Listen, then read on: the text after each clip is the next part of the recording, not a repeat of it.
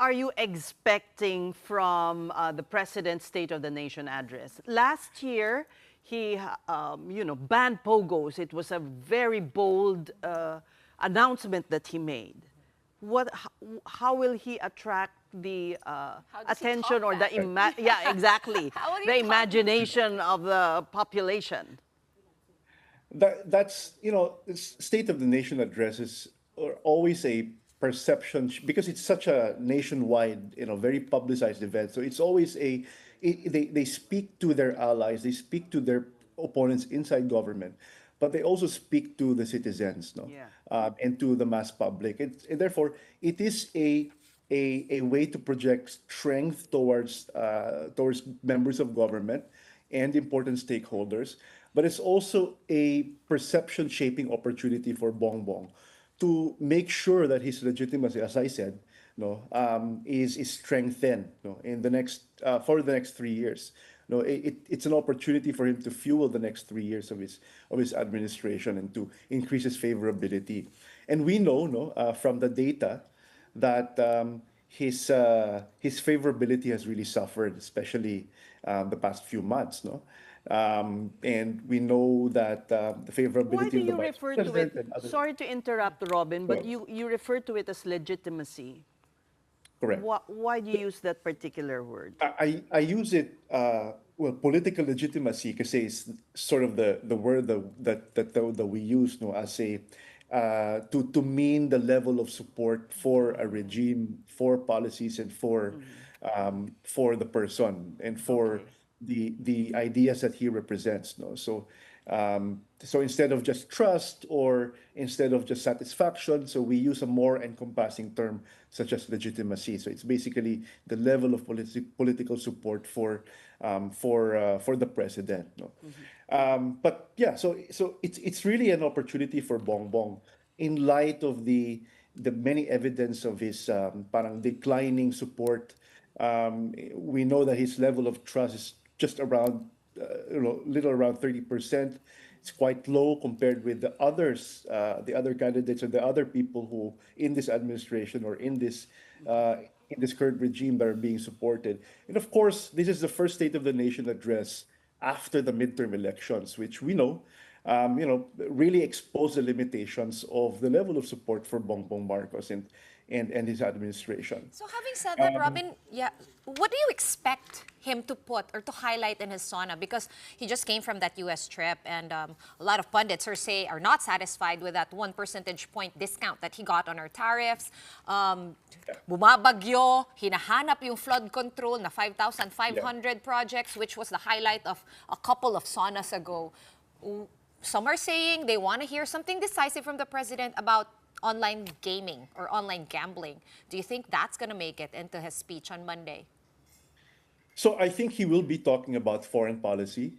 He will be talking about the achievements of pivoting to the United States. He will be talking about the problem of partnering with China. So parang that's usually a tactic of heads of states, to create this enemy, no? And that enemy in this case is China. And to justify also his decision to tie our foreign policy sort of fate to the United States. And I expect him to defend that 1% decrease in our tariffs, no? And I expect him to talk about how that is in fact lower than the other tariff rates that are being imposed on other countries. And I do expect him to not just to go beyond foreign policy, but to talk about GDP. Actually, the GDP is at a modest 5%, but then he will have to tie that back to inflation and why he's not able to address inflation yet, especially with commodities and staples. We know that there are issues with education. I don't know if he's going to be defensive in light of the budget that was slashed out of education, but we know that that is a very, very important issue for Filipinos. And then there might also be an opportunity to talk about peace and order, no?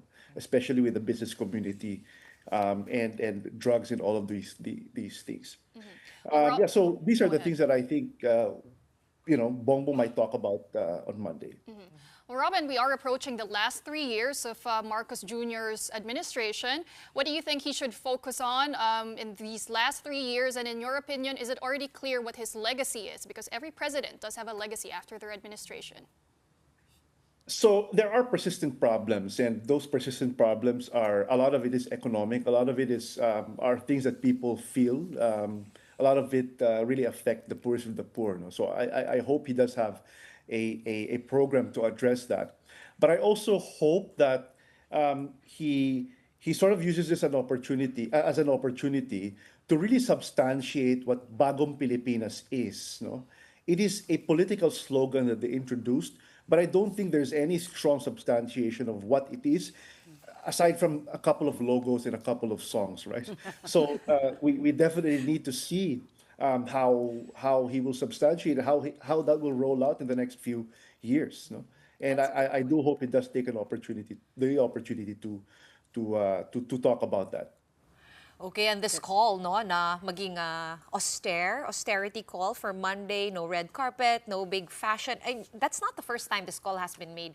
Do you think lawmakers will follow? Parang nagpagawa na ng so. mga Exactly, nagpagawa. magarbong Designers. outfits. Yeah, well, it's completely unnecessary to me, I think. But we all know that the SONA is there's a lot of pomp there. No, it's an opportunity to showcase how they look. But yeah, we definitely, it's a good move not to be tone deaf in light of the typhoon and everything that's being experienced by the Filipinos across Metro Manila and other places. So that's a good move, but whether they will succeed, I don't know.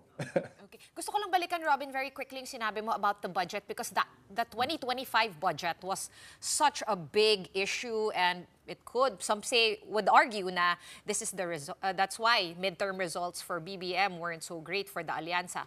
What exactly do you want to hear? Like open by cam? That's kind of the most matunog so far, at least online. The budget process is such a complicated and complex, and we really need to unpack the black box, especially with the reports that there are a lot of insertions. No, so I know that the president has intervened, especially for things such as education. No, binalik yung ibang mga budget na tinanggal. But yeah, I think people would expect more answers about the decrease in budget for certain places, not just education, but in other policy areas also. Yeah, and it does talk about how much control he has of the Senate and the House of Representatives, and whether he can exercise political control in the next budget that emanates from his administration. All right, we thank you so much for your insights. That was political analyst Robin Garcia.